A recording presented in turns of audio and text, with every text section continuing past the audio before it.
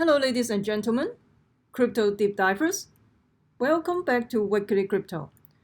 Today I'm going to talk about EOS Airdrops as well as EOS Proxy research portal created by Aloha EOS. Also, I will talk about Bitcoin ETN. Yes, ETN, not ETF. So just to remind everybody that we are going to have an airdrop coming up. That is Elastos. So they have a bit.game airdrop. So make sure you transfer your Elastos token out of the exchange to your wallet, to the Elastos wallet. And they're going to take a snapshot on August 20th. So the next one I want to talk about is O3 Lab. They already finished the airdrop. I talked about O3 Lab a while back. So you can check your wallet, the O3 Lab wallet, to see if you get the airdrop. So before we get into that, make sure you subscribe to my channel so you don't miss out the upcoming airdrop, giveaway, hard fork, or ICO.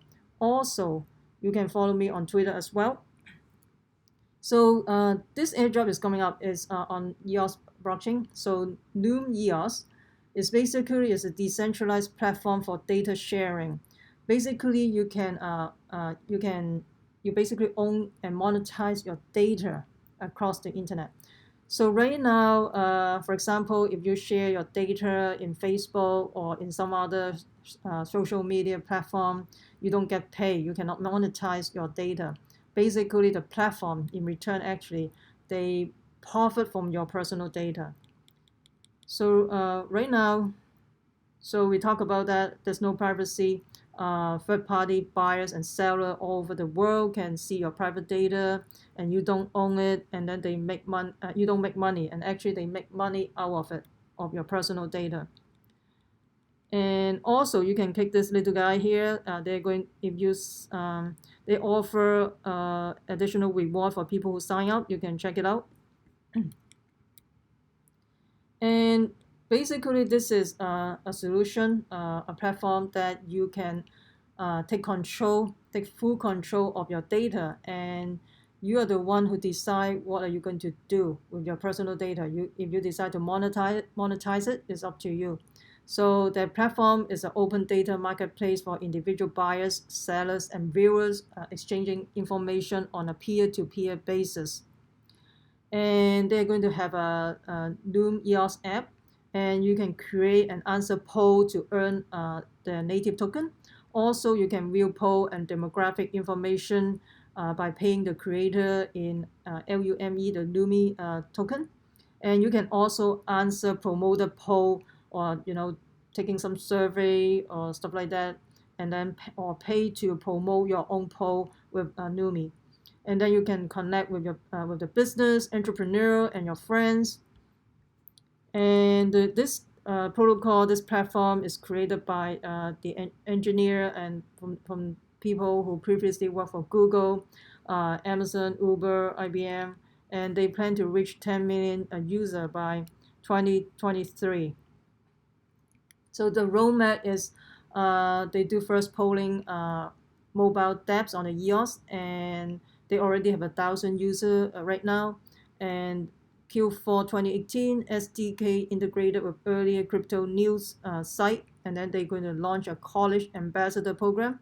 Oh, this is pretty smart idea. And then they're going to connect to influencer, expert, and friends. They plan to reach 10,000 users. And for phase 3, they're going to have the ability to follow people and create private groups such as colleges and crypto community. SDK integrated with more crypto site. They plan to reach 100,000 users, and by phase 4, they plan to add the ability to comment, vote on a comment to the SDK, expanded into blogger, website, e-commerce, and advertisement, and plan to reach 1 million users. And phase 5 is the dApps become more social, SDK integrated in thousands of websites. They plan to reach 10 million users at the end. So the team, we talk about that. The team is basically they previously worked for Google, Amazon, Bloomberg, yep. So this project is based in San Francisco-based project. And the other project is Takafuly. I talked about that yesterday, and they're going to have a token airdrop on probably Q4.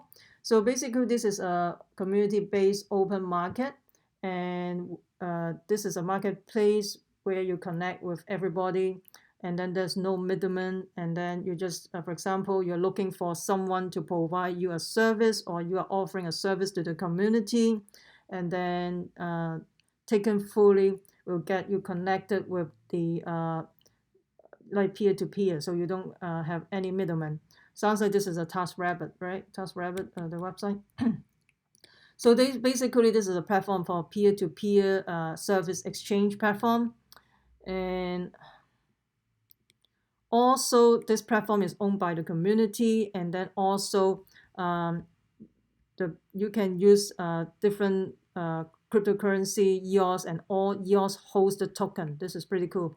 So Takafuly token is staking token where all the transactions fee collected and will be issued as a dividend. So they give out dividends to the community depending on how many Takafuly tokens you hold. And also they have an arbitration process also run by the community as well.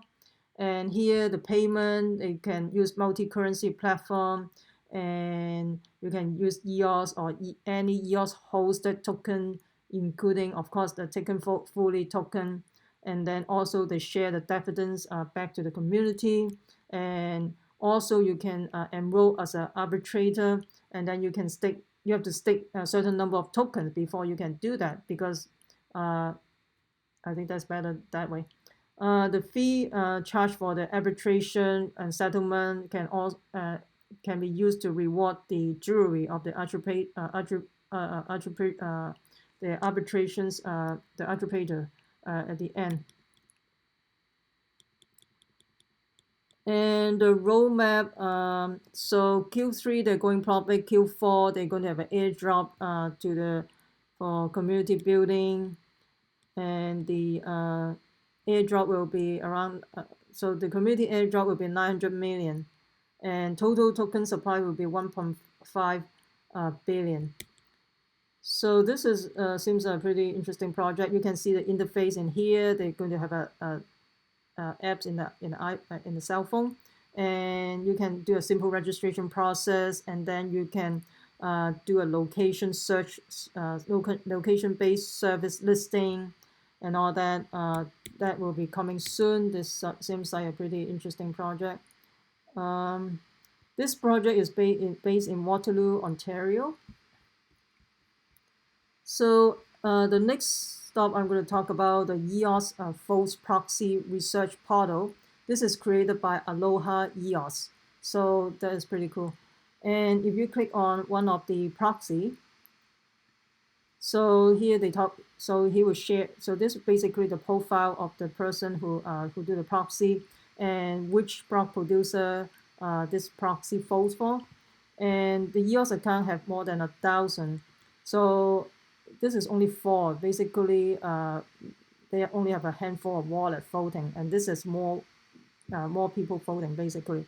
But please bear in mind, you can have multiple EOS account name that map to just one public address, just map to one wallet. So you can, so one public address, you can have multiple EOS account. So here, Chitty Proxy, they have over 2,000 EOS account. So you can see the voting. It looks like this voting for the little guy. And how about this guy? So you can check it out. Who are they voting for?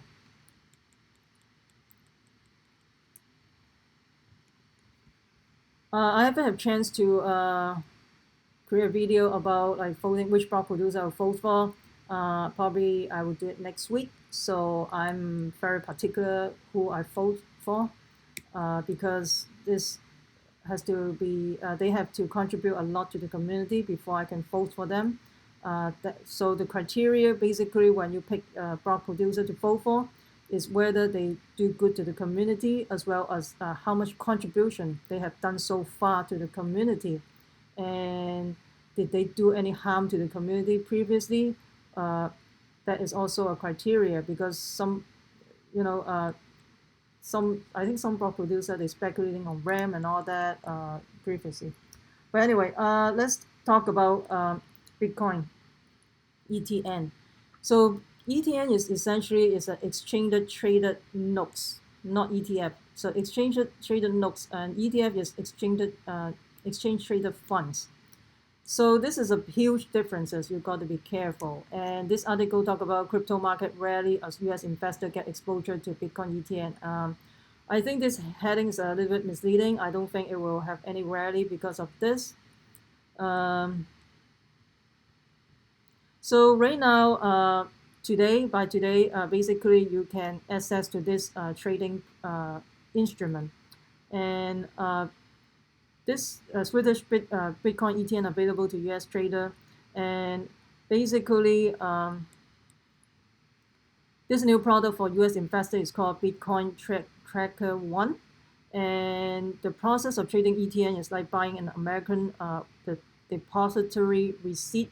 Since trader will see a foreign listing for the asset that is priced in US dollar instead of local currency. And put it simply, is because ETN is another way for basically for investor to get exposure to an asset without having to deal with the custody of the settled asset. So ETN are essentially basically a debt instrument that are backed by the insurer. They don't have to deal with the same level of security as ETF, since they don't hold the underlying asset. So this is important. They don't hold the underlying asset. That means whatever note, Bitcoin note, whatever, this is like paper Bitcoin. Whatever ETN, the exchange traded note they are holding, whatever you buy is not backed by the underlying asset. That means it doesn't hold Bitcoin, basically.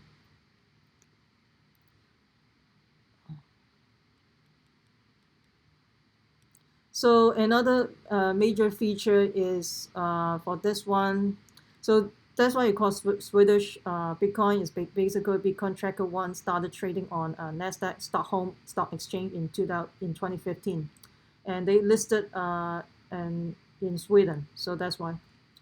And the parent company offering the ETN is called Conshares Holding.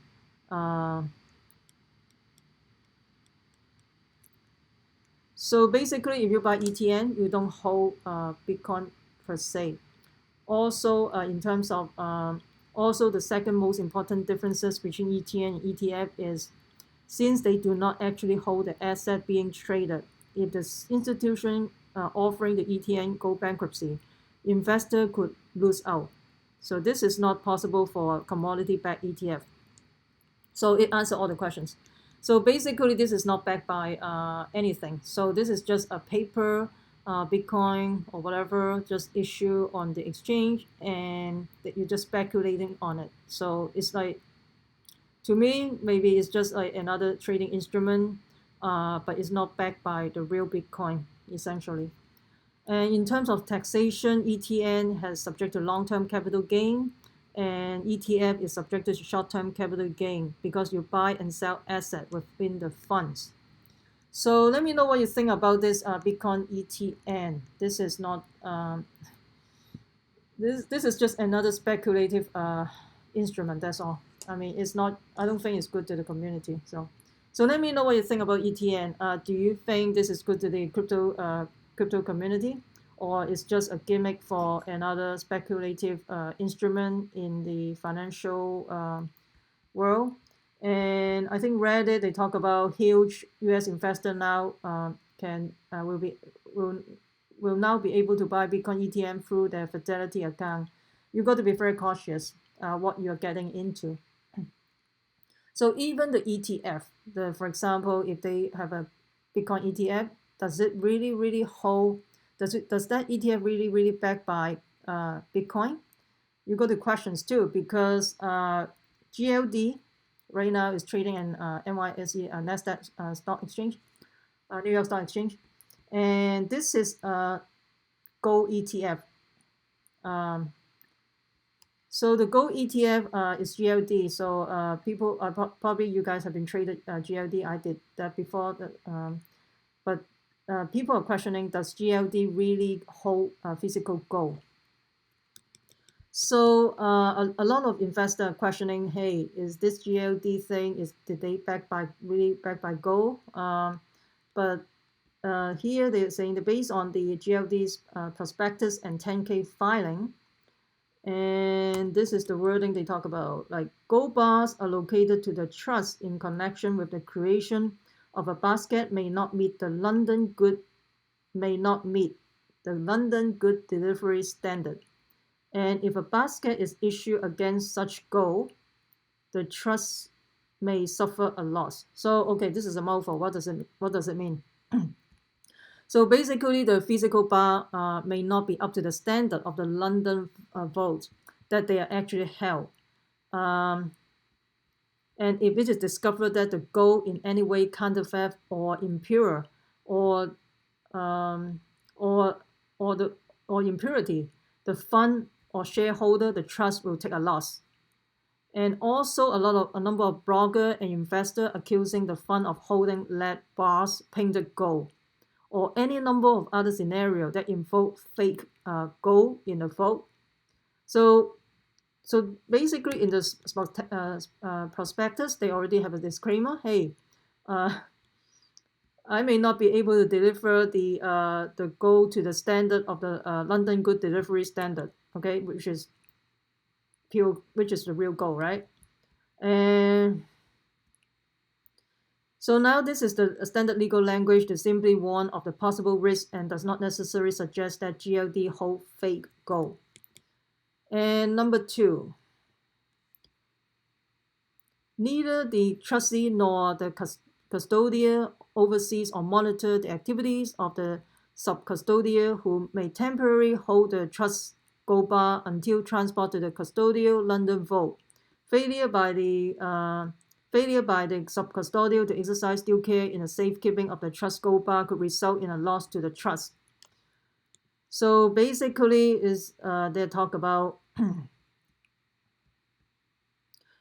the company or that manage the gold do not always directly oversee the person who physically put the gold in the vault, or the sub-custodian. Should the custodian lose a gold bar, steal or damage or any of the precious metal, the fund itself and the shareholder may bear the burden of the losses. So this is basically what it means. So this is another disclaimer. So another disclaimer is the trustee has no right to visit the premises of any sub-custodial for the purpose of examining the trustee gold or any record maintained by the sub-custodial. And no sub-custodial is obligated to cooperate in any review that the trustee may wish to conduct the facility, procedure, records, or credit worthlessness of such custodian. So it's basically if the company want to go and examine whether there's actual gold bar in the vault, they can deny your admission for the inspection to the trustee. So basically, the insurer does not have the right to visit the vault at will to inspect the gold. And also, the people involved with physically storing the bullion can outright deny admission for inspection to the trustee. And they argue that, okay, if people just walk in the vault and examine it, then it may pose a danger to the person, to the premises, because people know where the gold located and all that.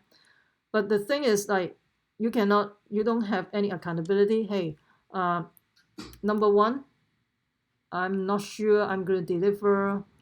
So number one, I'm not sure if I'm going to deliver the London Good Delivery Standard. So that means the gold may be counterfeit or may be impurity or lead bar painted gold, right? And number 2, should there's a theft or loss or steal or damages or whatever, the shareholder will bear the loss. And number 3, the trustee has no right to examine to visit the premises whether they hold the gold. So this is all the disclaimer from the prospectus of the GLD. So if they want to create a Bitcoin ETF, they may create similar prospectus. But Bitcoin will be harder to lie because you have a public ledger. But the thing is, they may not give out the wallet address, the Bitcoin wallet address to you to see which wallet belongs to the ETFs. So there's a lot of gray area. And right now, the GLD is already traded in the New York Stock Exchange. They already have a prospectus that disclaims so many things. So don't expect the ETF, the Bitcoin ETF will do any good because they will create the same thing. So at the end, they may not hold, the ETF may not back by Bitcoin. So because they can create all this disclaimer in the prospectus, you may not be able to examine the wallet address and everything. They will say that if I disclose the wallet address, oh, the wallet may got hacked or anything. This is to protect the ETF or whatever.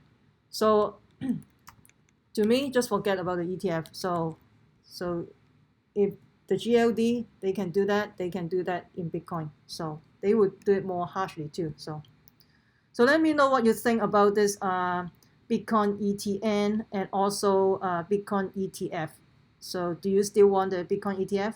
So let me know what you think. I would love to hear what you think about this Bitcoin ETN, Bitcoin ETF, and also what do you think about Lumeos EOS? So do you think it's a good idea that you can own your data and then you can monetize your data? And also Takafuly is also an interesting project. You can looking for someone to provide your service and all that, and this is a decentralized peer-to-peer that will be interesting. And also you can check out the EOS Proxy research portal created by Aloha EOS, and this is pretty cool. It creates a lot of information, education, whether you can, which block producer you should vote for and which proxy you can pick. Anyway, let me know what you think about the Bitcoin ETN and ETF. That will be interesting to hear from you guys. So, and also comment below.